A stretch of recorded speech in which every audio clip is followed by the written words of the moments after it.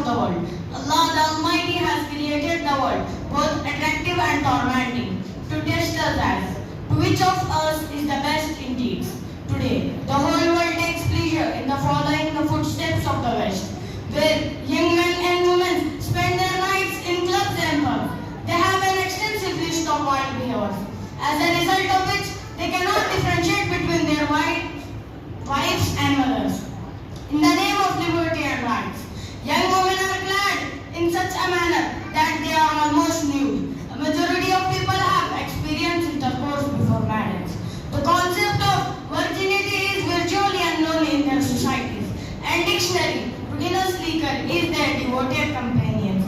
The family structure has been shattered and smashed with the destructive permission for gays and lesbians to live like married couple. Even the most developed countries are involved in crimes like racial discrimination. According to a report, 682 defendants were charged with death-eligible crime, among whom 48% were black and 29% were Hispanic origin and 20% were white.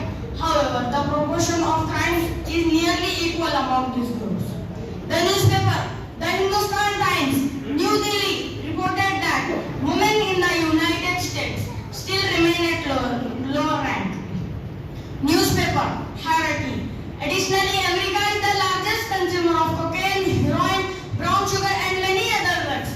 These factors are fatal to humanity. Children yearn for parental affection and the denial of their care forces them to choose a criminal path. Liberty, in their views, means that women should mingle with men shamelessly. This type of thinking often causes misunderstanding between spouses, leading to broken marriages. In France, nearly 50% of marriages result in divorce. Nothing seems to be going right in the male-dominated and morally corrupted Western societies. Nudism is encouraged and this misleading concept is applauded using technical terms like single father and single mother. Nudity is even considered an art form. Now, let us examine the concept of human rights and equalities as propagated in Islam. Islam grants completely right to everyone who